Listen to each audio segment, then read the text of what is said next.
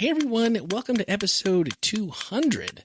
And as we start closing in on the beginning of our fourth year, we are grateful for all the dialogue and discussions this podcast has created and looking forward to the future and a few new surprises that are going to be announced in the next few weeks. Here's a hint. It's something that many of you have approached me about and asked, how come we don't? And I'll leave that there until we are ready to announce the rest. But I think it's going to be something that you really, really like. And such a teaser. I know, but I can't give it away that easy. It would just ruin the surprise. But on the week that we go live with our 4th year anniversary episode, there will be something new for you to look out for. That's all I'm going to say. And that's going to be, it's only a couple of weeks. So we've got a little bit of work on my end to put this all together. We're going to be transferring hosting platforms and a bunch of other stuff that really won't affect you all that much. But that being said, look forward to something new in the next couple of weeks. All right, before we begin, we are currently enjoying this closer look at the Sabbath each week. And with all the social distancing, the quarantining, we have a lot of content that overall is uplifting. At times it's humorous. I mean, it is us after all, Andy, Randy, and Jeff. So we do laugh a little here and there. They're easy and quick to digest, and it's something that you can easily share with family, friends, neighbors. And someone sent me an email, and they said, how do I know what the topic is about? I'm like, well, usually the title of the actual episode usually gives you a pretty good indication about what the topic is going to be about. And hey, sometimes you just have to roll the dice and press play and see what you find. But I think, and so at the end of the day, you can find us on Apple and Google Podcasts, streaming on Spotify, even iHeartRadio. I've seen a lot of people have been tuning in on iHeartRadio. Overcast, I know, is a popular one. We're starting to see some traction over there. So the more places we seem to be, the more people seem to listen. So I guess we're doing something right. So on to this week, March 28th. This was this last Sabbath. And what does it really mean to rest? And I thought to myself, what does it really mean to rest? Because this is something from as far back as I can remember growing up Adventist. This is something that has been an area of, contention or arguments, or you're not doing it right, or, this kind of thing. And I resonated early on with Andy asking some questions that I really think all Sabbath keepers have had at one time, or maybe they still wrestle with and have to come to terms with for themselves. He said, what is the rest we need? Is it just a physical thing like a runner who trains hard and needs a rest? Is it more of psychological interlude, a chance to process? Is it more of a vacation rest from our occupation? Or is it more of a rest from a self-absorbed life to a shared life? Or are we complicating it beyond need? And it's hard to speak for others, so I want to ask you, Andy, on your feelings and what you believe the answer is to this question for yourself personally.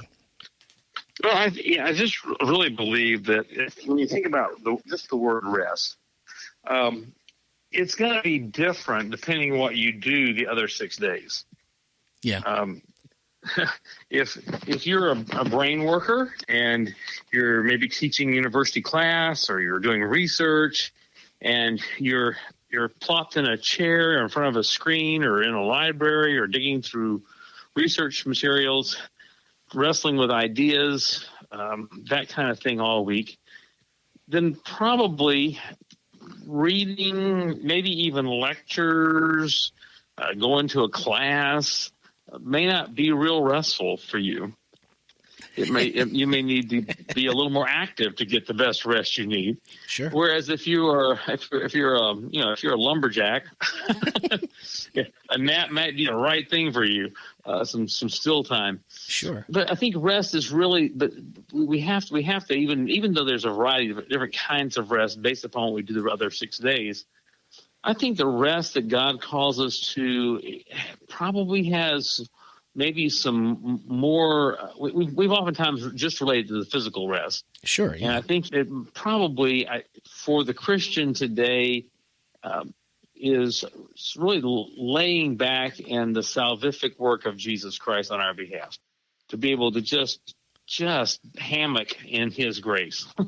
are those the only principles or maybe best practices, the things you just talked about, that we can, I don't know, kind of universally apply or like to everyone? Or is this simply too personal? I mean, a two-way relationship with each of us and God?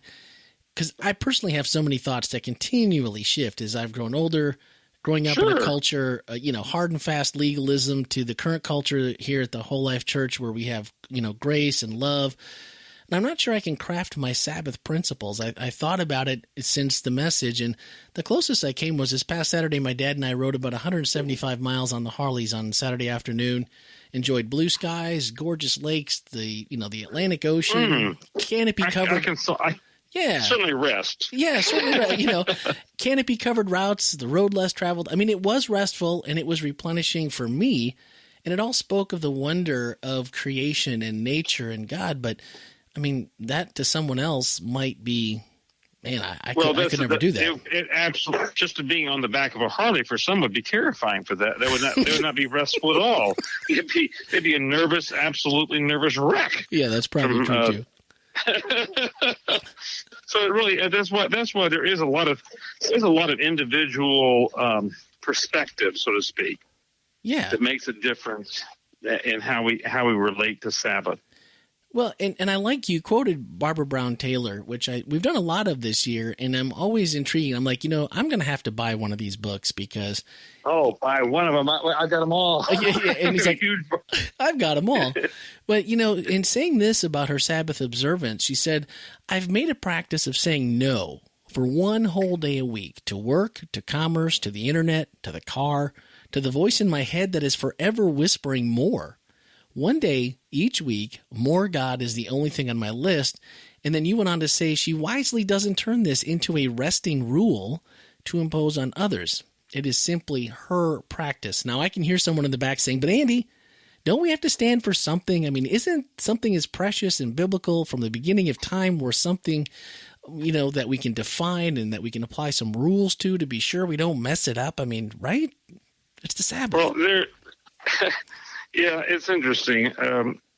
The rules rarely actually help the Sabbath be kept better. The intention, I think most of the rules around Sabbath have good intentions on them. Sure. But the execution, pretty much across the board, was sort of sad. Wait, you're saying we're not good at executing our plan? Is that what you're saying? I'm thinking about the rules that came with the first big Sabbatarian Pharisees and scribes, and we just haven't been really good at. I mean, the intention was to, if you don't get near the edge, you won't go over. I like that. I don't know if I've heard someone put it exactly that way before, but that's good. Well, that's how that's really what the rules were about. All the additional laws that were added on were basically to protect us from getting too close to the edge. If you don't get near the edge, you won't fall over. But Sabbath rest is really so much richer than that. Well, and the edge is different for everybody, right? Well, that's it, and not only that, but it's all about being in the relationship and having the. If you read Hebrews about the Sabbath, which we were gonna do this week, we're shifting gears because of our pandemic and going a little different direction now. But the reality is that this week was going to be about relationship versus religion. Okay, and that's really a big piece of it. If we have a relationship with Christ and we rest in Him, it just changes the whole aspect about Twitter-pating too much about exactly what's happening activity-wise on Sabbath. And now I'm probably going to be in trouble with somebody, I'm sure. Well, I was just thinking about maybe is the inverse maybe true also? If there's a different edge for everyone, was the Sabbath created in your mind? I mean, do you picture God sitting there at the end of creation and He's resting, and this is where we find the first Sabbath? We talked about this a couple of weeks ago. It's not tied to the introduction into Jewish culture after the Exodus, and this was at creation. Do you picture God just sitting there going, all right, let's see, we're going to rest, but here's what rest looks like to me. And I mean, God knows the beginning from the end, so He's looking out into the future. He's looking at us today, sitting here with the coronavirus, and we're all sitting here with a lot of extra time on our hands. Maybe the Sabbath doesn't seem quite so special because of that, because we have all week to do this for many. Did the rules change for God? Did he set down a set of rules, do you think, and even in his own mind, about what would keep it holy? What does rest look like? And everyone fits in that same model. Or just like the way he created us, is it something that's fluid and that works as he is in relationship with each of us? I think it has to be in relationship with each of us. I mean, certainly there's some principles. The Bible is quite clear about the commandment about, not working on Sabbath and today for rest. And there's all that is definitely is part of the story. Sure. But it's interesting. We have put a lot of things onto the Sabbath that you can't find in the commandment maybe even in Scripture directly. So it seems that way, doesn't it? It doesn't seem. It is. It is. Well, yeah. I just feel like this is such a divisive issue, even amongst Adventists, and I'm assuming that maybe in other, like Seventh-day Baptists or Well, it's not just that, but I mean, if you go back into early American history, it's had that same challenge all the way through in relationship to the way Sunday was practiced.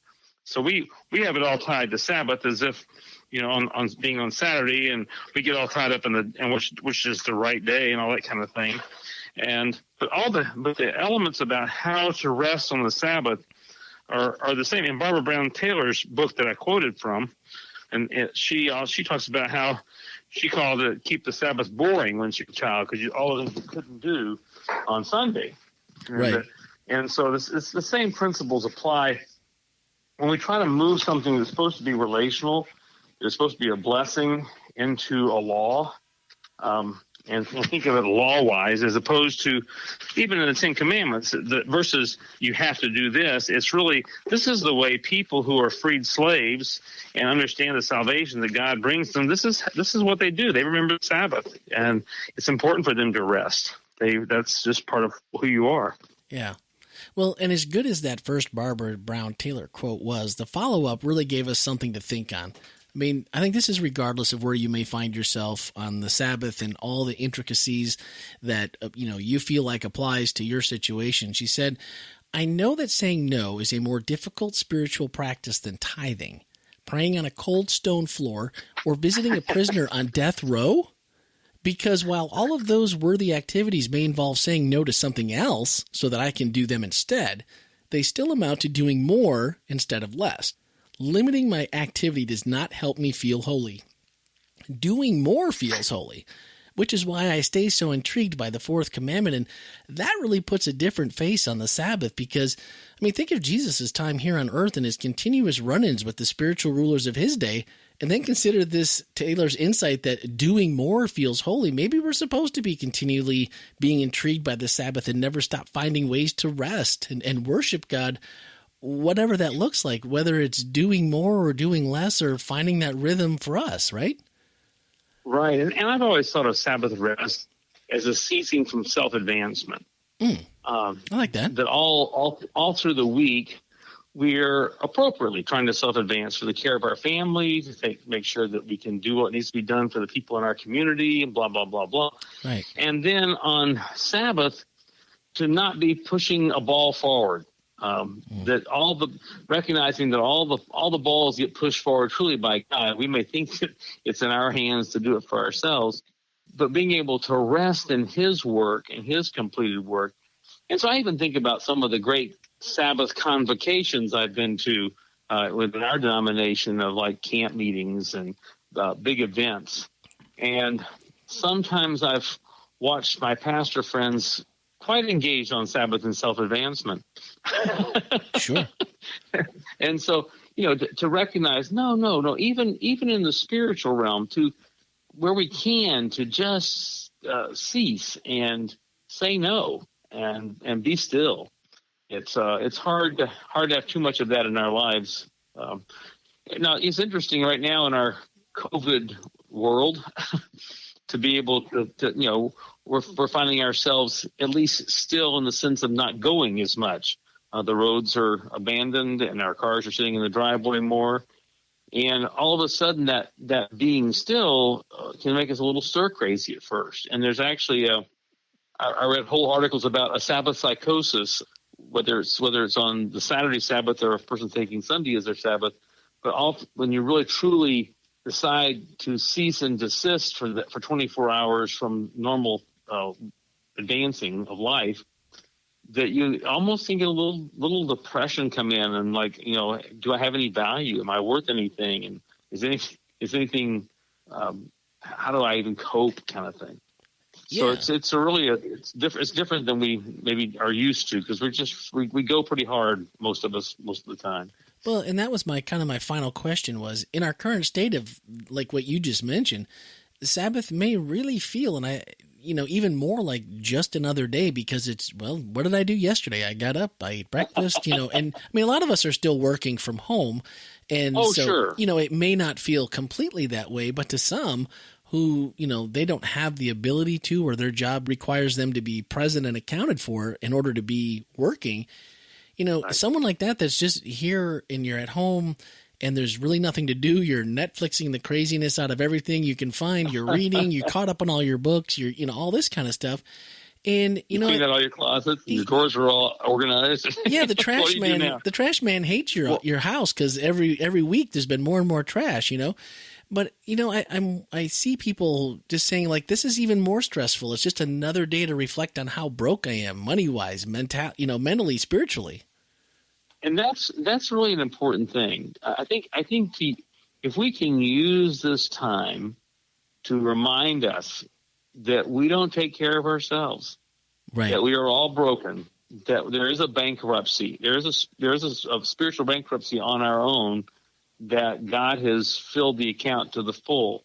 And then how to take a Sabbath right now and step into faith that God is going to see us through, and step into peace that passes all understanding because he's in charge.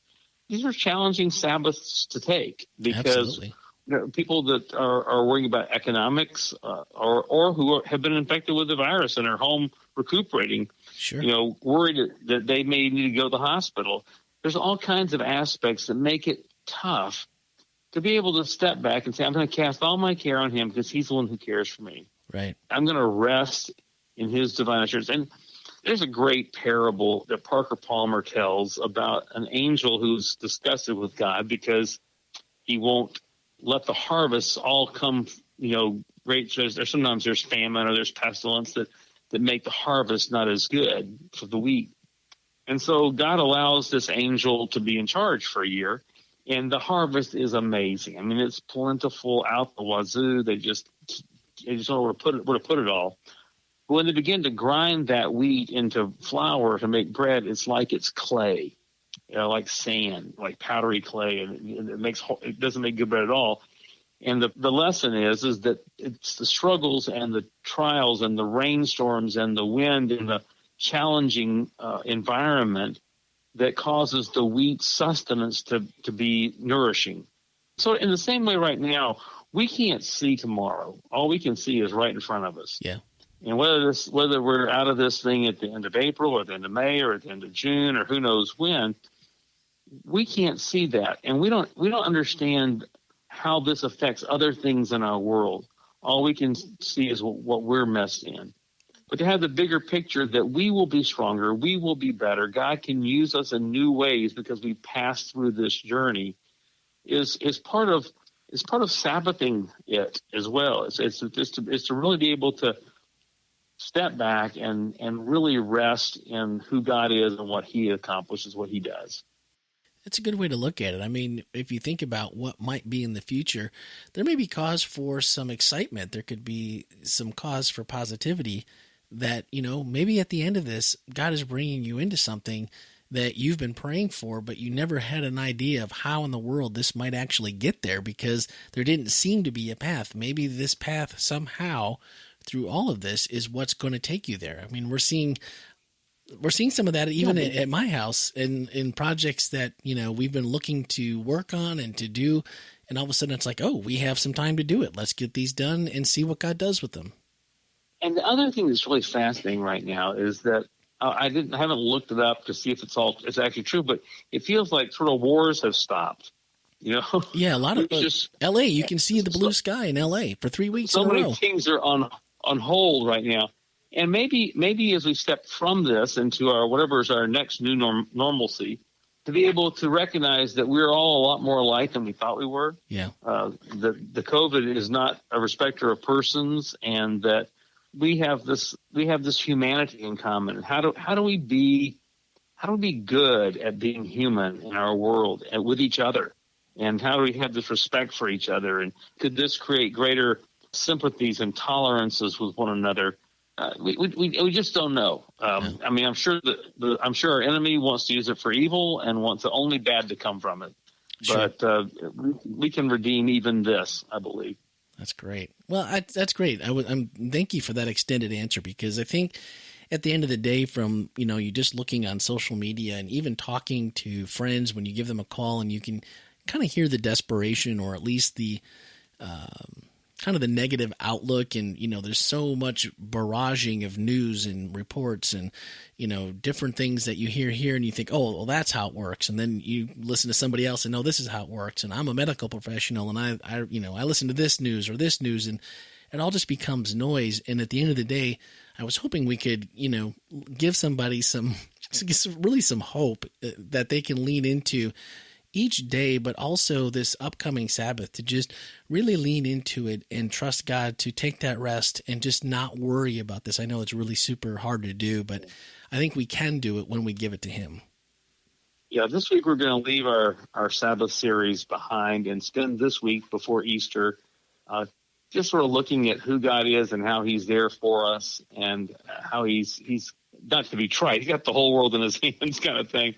He's got this, and we can lean into Him, and we'll be talking a little bit about that this weekend. And maybe as globally, maybe that picture that you can see in your head right now, if you picture the hands of Jesus and the globe in it, maybe it's never meant more than right now, as far as a comfort, something to look at and to realize and to put your faith into. That's pretty cool. Yep. All right, this week, one of our FHC, oh boy, that was a... That's all right. I got you. I'm with you. Oh, man. All right. I think you mean whole life. Yeah, I think I mean a whole life takeaways. All right, this week, one of our whole life takeaways asked, what do you think about Sabbath's role to remind us that we are worth more than what we can produce? And I've never thought about Sabbath quite this way before, but what a comfort and what a view of God to truly rest in. How often have you felt like Sabbath is a dropping point, a tipping point of sorts that demands complete rest, actual sleep, just to face the week ahead, just to get up on Sunday morning?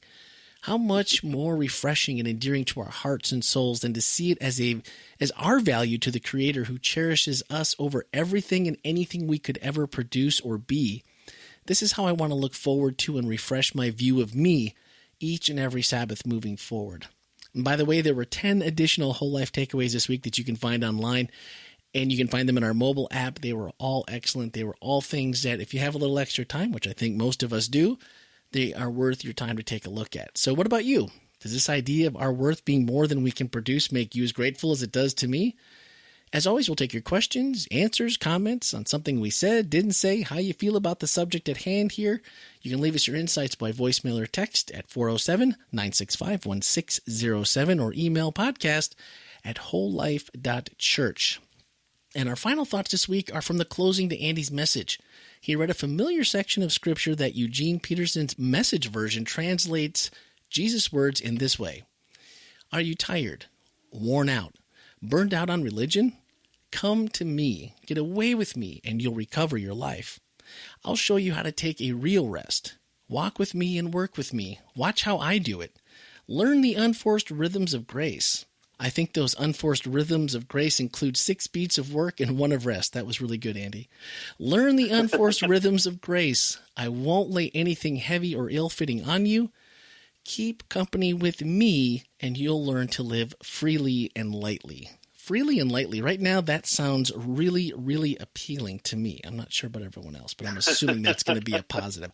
So this past week was the end of the Sabbath series. Yeah, we're going to, just in light of the reality of what we're facing right now, and a little more conversational, and Okay. we'll see what happens. So a little more conversational. Well, I'm intrigued because maybe we could do something fun next week and actually maybe do something live on the Facebook. Maybe if we get some questions and answers, or at least some questions, we can have some dialogue, and maybe we can do something that way. That'd be kind of fun. All right. All right. I'll leave that up to you. Okay. All right. Well, if you have questions or comments, and maybe even about what we've talked about with the Sabbath and what's going to upcome this week on the new message that we're going to be talking about, if we get some feedback, maybe we'll consider doing something live, or we'll do a Zoom and invite as many as we can. Probably Facebook Live would be easier, and then we can all comment and join in on the fun next week, and we could do that even separate from the podcast if we had enough interest. So 407-965-1607 or podcast@wholelife.church, and send in questions or comments, and let's see what we get. Maybe we have enough to just hang out for a half an hour or so.